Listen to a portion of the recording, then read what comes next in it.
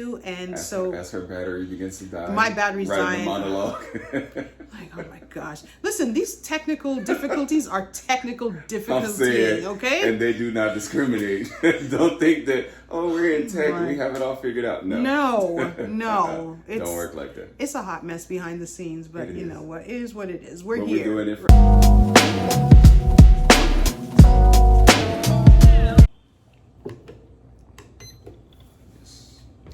All right. We are here. Take two. Through all the trial and error. After a little bit of technical difficulties last week, we gonna promise people, yeah, man, podcast starting on Wednesday. Womp womp. Have it uploaded by 2 p.m. Here it is. 2 p.m. on Sunday. A whole week later. But nevertheless, we're here. Still here. So welcome everybody to Phish Quips, our new cybersecurity and tech-related podcast. Yes, we're going to be talking about not just pivots, but all things tech and how they affect you and us, obviously, in our daily lives. Right. You get a look at how we are pivoting into cybersecurity. Our challenges, our wins. We're going to eventually start interviewing people, cybersecurity professionals, other tech professionals. Maybe some right? of y'all. Right. Oh, but wait, where are our manners? Right. Hi, everyone. My name is Dara. And I'm Tommy. Right. And we are two newbies who are pivoting into cybersecurity. And we've had a little bit of experience with it, but we are by no means professionals. We just wanted to bring our fresh take on what it is like pivoting into cybersecurity, all the things that we're learning, and some insight into the field. Right. And I think we want to dispel a lot of common misconceptions about cybersecurity, right. Like how vast it is, why people get into it, and the challenges that come there, and like she mentioned before. Right. So let's get started. All right. So let's get started. So Tommy, let's start. How did you learn about cybersecurity and why are you pivoting into cybersecurity? Let's get the background on you. So for me, cybersecurity is like a full circle moment for me because I originally went to DeVry. Not many people know that. DeVry. I don't know if yes, exactly, DeVry, because I'm old as shit. But y'all remember them old commercials, DeVry, UEI, and all the rest of them that's come on in between the Maury episodes. Don't act like I'm the only one who used to watch it. But yeah, so I went to DeVry, and then funny thing, I was really good at it. I had a 4.0 and everything. I just couldn't afford it anymore. Right. So at the time I was working security. I was going to school full time, 6 days a week. I was doing Saturday classes even just so I could, catch up and finish faster. Right. But I couldn't afford it, man. Like back then I was making like $9 an hour. So broke security card, trying to put yourself through school, it was a lot. So I ended up dropping out of DeVry, and I went back after getting a loan against my mom's will. Okay. She begged me not to get that loan, but I was gung-ho and I wanted a degree because everybody told me that's what I needed. Right. So I ended up going into business and staying there, going through the whole corporate rat race, feeling like I got trapped on a hamster wheel. Right. And only now, at the tender age of 41, realizing that that's not viable. So right. now I'm like moving into the independent space and wanting to go back into cybersecurity and really do something that I'm passionate about. So, okay. Well, that's dope. Sometimes we have to, boomerang back to things that we tried before.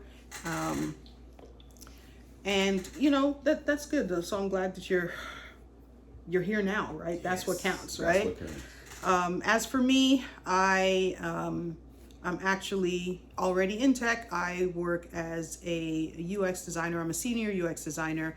Just started a design studio with my wife Angela called Root and Render. It's a design subscription studio where we do UX design, we do logo design, and we do digital illustration. But I found out about cybersecurity and I became really fascinated by it. Like the more I learned, I was like, oh my gosh, this stuff is so cool. I think I started out just like everybody thinking that cybersecurity was all about hoodies and having permission to break into companies and like all this kind of stuff. And that's just a tiny part of it. Cybersecurity is vast, and this is what we're learning, and this is what anybody who is interested in pivoting into cybersecurity learns. But anyhow, I found out about it, and the more I started learning, I was like, I need to do this too. So I'm not going to be abandoning UX design by any means. What I'm really interested in doing is sitting at the intersection of design thinking and secure design. And I'm trying to bring a little bit of design thinking into how we think about and build secure and resilient systems. So I'm at the very start of it. I'm studying right now for my Google Cybersecurity certificate and my Security Plus, and then I'm going to go on from there. So that's how I started.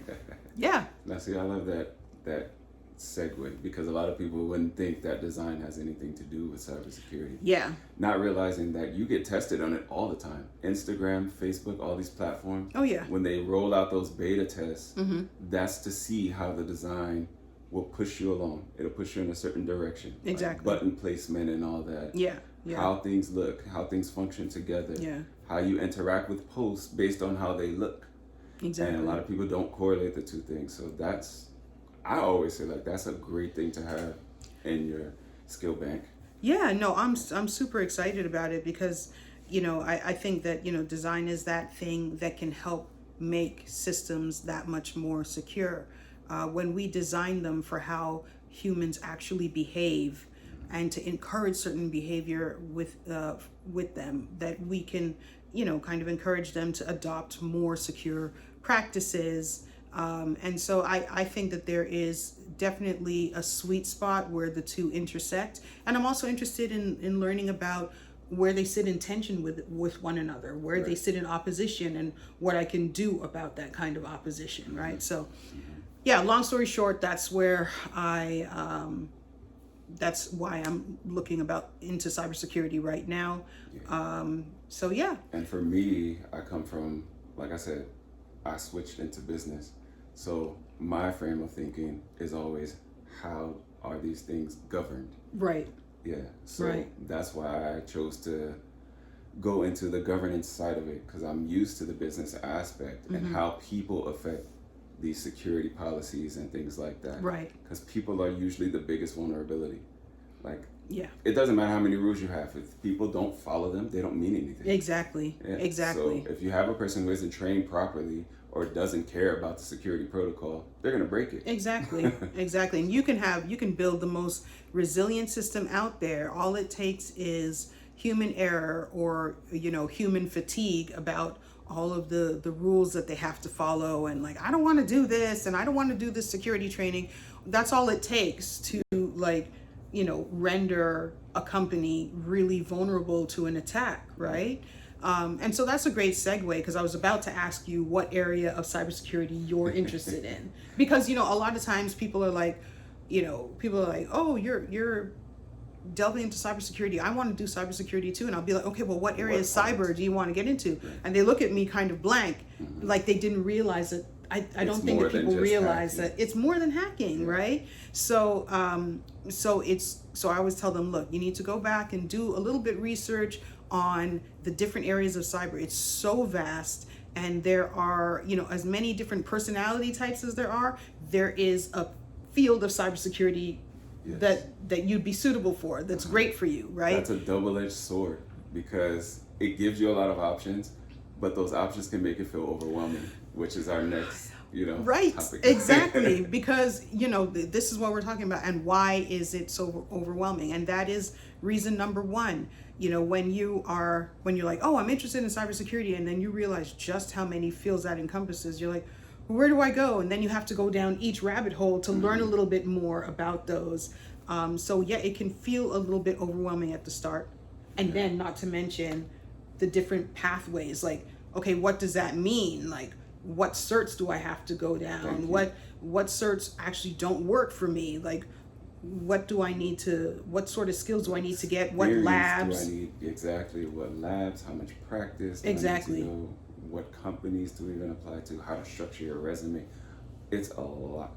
If you don't have a structured plan, it's very, very overwhelming. So, so that said, okay, it's overwhelming, but, we're all about solutions here at Phish and Quips. So what do we do? What are we doing about the overwhelm? So, first thing I'm thinking is like learning in bite-sized pieces. You don't have to learn all of the things, and you certainly don't have to learn all of the things all at once. You just pick a certification, you find out what the beginner certs are. You're going to want to have a little bit of background in IT, right? So you might want to study the syllabus for the A+. You don't necessarily have to do the A+ exam, but you do that. You want to understand a little bit about networking, and then you want to get like your first cert, which would be the Security Plus or the Google Cybersecurity certificate. I'm doing both because Google Cyber gives you the practical, and the Security Plus gives you the kind of industry recognition, yes. Right? So you just start with bite-sized pieces. But like, what are you doing about the overwhelm, and how are you tackling it? Similar, but kind of different. And it's only because I have my hands in a lot of different pots right now. So the biggest thing for me is time management. Yeah. Carving out time to dedicate for study. Yeah. Is very important. And it's going to keep you consistent because you'll start to build muscle memory. And there's a lot of information. In the Security Plus exam, majority of it is rote memorization. Yeah. And it can be really, really overwhelming. And like you said, doing it in bite-sized pieces, having structured time only for that, for me, it's usually in the morning. That's when I'm most productive. Like right when I get up. Right. I do that. I do my little studying, and then I go about my day after that. Because if I allow the day to get away from me, I won't go and study. I know. Because by 5 o'clock, oh no, I'm burnt. I don't want to do anything. Yeah, I'm a bit spoiled. I feel like my afternoons need to be my time, so I call it eating the frog. I like to eat the frog first thing in the morning. Yeah. I tend to be an early riser. I'm usually up by about 4:30 in the morning, which is a little bit early, but no, listen, man, I love that hour because it's super quiet. So when I sit down to study, like there's no noise around, right? So I get up at that hour and I start. Another thing that I do is that you want to stay organized. That helps to fight with the overwhelm. A lot of people do different things. There's this thing about creating a second brain, which is, your digital repository for all of your notes. And there's a lot of different software. I use Obsidian, and I started a whole digital vault for cybersecurity. Listen. And that's what I use to kind of keep all of my notes, all of my space repetition flashcards, everything all in one place. And it just helps. I have everything segmented. So. And I thought I was a neat freak, but I've seen her Obsidian Vault, and that thing is super detailed. But you need that because it's too much information, and nobody's gonna remember all of it. Honestly, if you don't write that stuff down and have a categorized way to go and reference it, you're gonna forget it. Exactly. Yeah, no, it's a lot, and that's why, probably one of the episodes I'll probably do a little bit of a deep dive into. Yeah. How my vault is set up. I'm and also it's available because you're gonna offer it as a digital product. Because I know that would help a lot of people. Yeah, I do have it released as well as a digital product. So if you go to her page, it's on your TikTok or on my TikTok. Put your link tree. We'll put her link tree in the Okay. Yeah, we'll put it there. We'll put both our link trees. Yeah. But definitely. And I'm telling you, that thing is super detailed, and it will help if you're at the beginning. And that's most people's biggest thing when they talk to me and they talk to you. I'm sure they say they feel overwhelmed and they don't know where to start. Yeah. You just have to have a really systemized way of keeping all of your notes together, because cybersecurity is really like drinking from a fire hose. There's so much to learn, right? But yeah, so that's enough on staying organized. That's kind of how we do it, right? And then using free and low-cost resources, like low cost, Udemy always has a sale every couple of weeks. Like you can pick up a tutorial video for like $15 or $12 or something like that. Yes. And then on YouTube, we have Professor Messer is like the holy grail for CompTIA exams. Listen, right? What kind of YouTube and stuff do you like? There's so many. I can't think of them off the top of my head. The ones that I have and I use, I will link them in the description below. Okay, yeah. But also go to Coursera. Yep. IBM has free courses. Yep. Was Skill Hat. Yeah, that's another Skillshare? good one. Skillshare and Skill Hat. There's another one called I've Skill never Hat heard of also. Skill Hat. Okay. Yeah, look up Skill Hat, and like I said, I'll link them in the description. But Skill Hat, yes, they have, and they're focused on minorities. They're actually minority owned, and yeah. So Skill Hat's a really good I gotta one. check them out. Yeah. So we do that. Like, so we've got resources that we check out, and then a last thing that is super important is this: seeking community and having an accountability partner. Yes. Right. It so happens that Tommy and I have been good friends for a long time now, and it's great that we're both interested in cybersecurity. I can always like bounce ideas off of him and vice versa, and be like, hey man, I'm supposed to be doing this, and he'll check up on me. Did you do this thing you said? And vice versa, right? Yeah. So, and going through things with someone makes it immediately feel less overwhelming. Yeah. So having that like partnership and even just being able to vent your own frustrations. Yeah. Because we could be going in two separate paths, which we kind of are. They intersect, obviously. It's all cybersecurity at the end of the day. But having somebody who knows what it feels like is the best thing in the world. Yeah. When you're starting something that it's basically unknown. It's like walking into a new country and not knowing the language. Exactly. And then we share, because we have this friendship, we can share resources with each other. We're always sharing, hey, check out this YouTube channel, check out this resource. Oh, here's a way that you could get something off on a cert voucher. Like, we share those things with each other. So like, even if you don't have a friend who is in cybersecurity or interested in cybersecurity, you have us. And then you can also seek out community out there. There are Discord groups, there are Facebook groups, Reddit groups. Like, just find people and just ask somebody and be like, hey, you want to be my accountability partner? And check in on each other every week. Like, it really helps, right? So keep it simple too. That's another advice. Like, don't get stressed out over the little things. There's nobody who's walking in the security. Even people who've been there for 20 years don't know everything.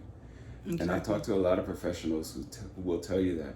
Don't feel like you have to know it all. One, because it's going to evolve. And two, because it's impossible. There's just too much information for any one person to know everything.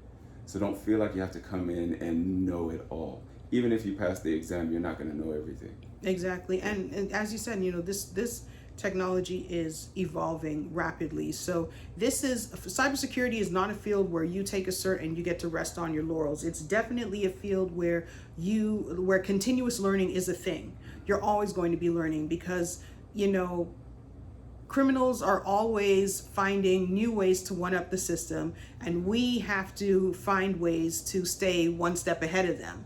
So things will change. The technology that we use to defend and protect will change, right? So this is definitely a field where you're going to get to always cut your teeth on some new material, right? And that said, I just want to segue from there and talk about okay, so we don't have to know everything to get started, but what's one thing that we wish that we knew before we started on our paths into cybersecurity? That's a tough one. Okay, you go first, because okay. I might a little bit. I'm looking off to the side here because we have little bullet point notes here. It's first episode thing, so don't judge us. Yeah. Listen, I'm always need some notes, right? So I don't know what to tell y'all. I'm always need my notes. Your memory is probably a little bit better than mine. But okay, so I think that one, as we already covered, it's okay not to know everything. You got to learn in layers, right? I think another thing is that, labs and practice will beat rote memorization every single time. Just because you can memorize a particular concept does not mean that you actually know how to apply that in the real world when you are actually working in a SOC or working your first cybersecurity job and you are faced with a particular challenge, a particular attack happening, a particular incident.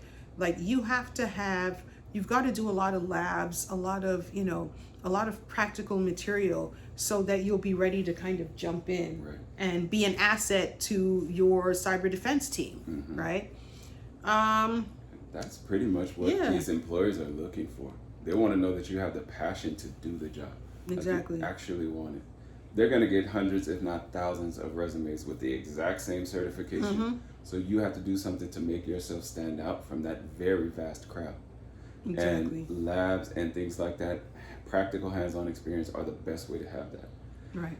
And another thing that I kind of wish I knew, so just to segue from that, is how much of the experience that I already had can and will transfer into cybersecurity. People don't realize how valuable you already are. Yeah. Like those soft skills, being able to do management and customer service, how you work in a team dynamic, how you work alone, and how those things mesh. Right. All of those things will transfer into cybersecurity. Yeah. You're gonna constantly have to deal with teams, and if not, you're gonna have to figure out things on your own, which is equally important, because you could be in a leadership role and run across a problem that you've never seen before. Exactly. So having that mentality that I can get this done, or if I can't, I can delegate it to someone.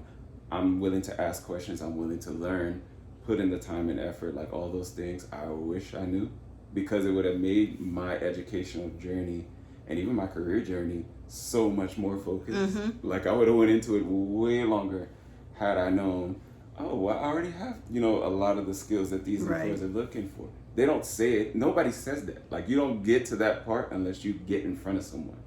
So just having that hunger and that drive, like I wish I would have focused it back then. That's probably my only thing. I didn't know anything about governing risk and compliance because there's so many things about cybersecurity that most people don't know. I thought it was just hacking too.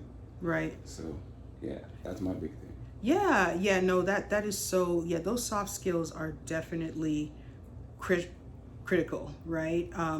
Because if you can't communicate, then how is anybody supposed to know that you know what you're doing, right? So, I think that's pretty important. Another thing that I think is really important is also learning in public. That's what this podcast is for us. We're learning.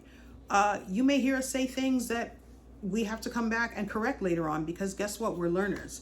And we are saying from jump that, hey, we are not, we're not people that know everything as yet, but we are working towards getting those expertise. So, learning is definitely important, and being able to show that you're learning, being able to publicly show that you know what you're talking about, or that you're willing to learn and course correct.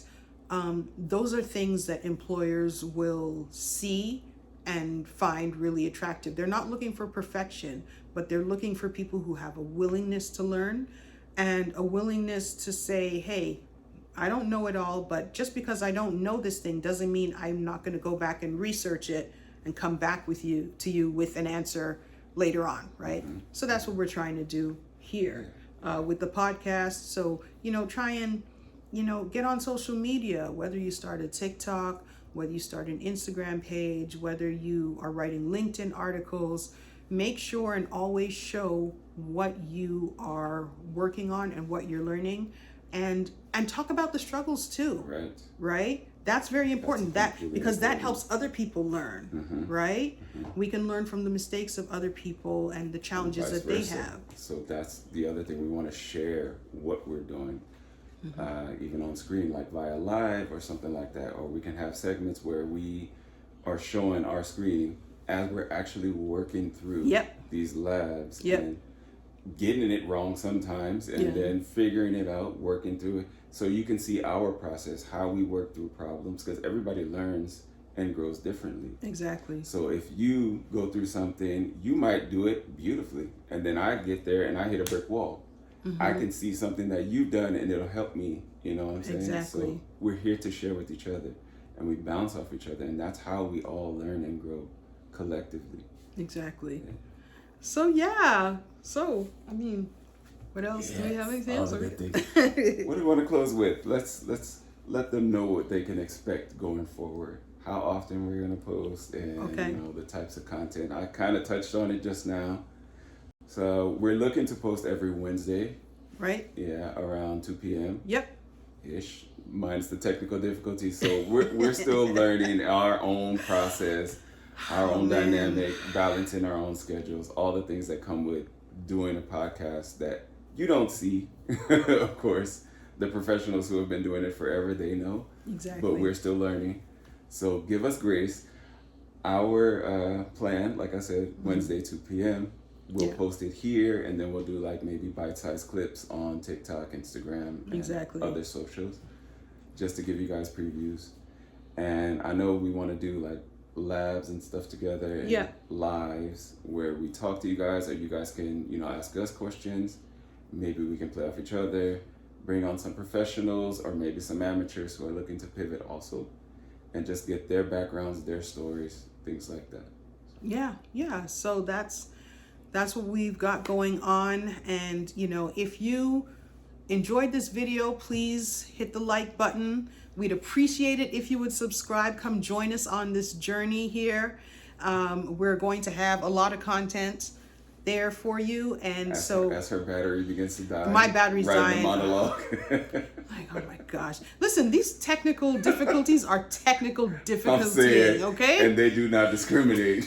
Don't think that, we're in tech and we have it all figured out. No. Don't work like that. It's a hot mess behind the scenes, but you know what? It is what it is. We're here. We're doing it for y'all, and we're doing it for each other. Exactly. So, exactly. Yeah, we're going to roll with it. We'll roll with it. So, yes, so please like this video. You know, share it. Comment down below. Are you pivoting into tech? Are you pivoting into cybersecurity? Yes. You know, let us know what your journey is, you know. So we are primarily cybersecurity focused, but we also want to touch on other cybersecurity, other tech careers, right? Yes, exactly. So we're going to feature like tech news and things like that. Yeah. So news for tech. You know, some of the latest cybersecurity breaches and news out there. We'll also be interviewing people in different areas of cybersecurity. So we might have a SOC analyst on one week. We might have we might have somebody who is a cybersecurity engineer, and then as well as other tech fields like software developers, you know, UX designers, product managers and product managers. Exactly. You know, so what we want to do is just really build community around people who are interested in pivoting into tech, particularly cybersecurity, but also the other careers, and share as many resources as we have with you. Because we don't gatekeep around here. No gatekeeping. So just want to say thank you so much for joining us on Phish and Quips. Yes. Yeah, we celebrating this our first episode, and we'll see you all next week, Wednesday. Peace. Take care.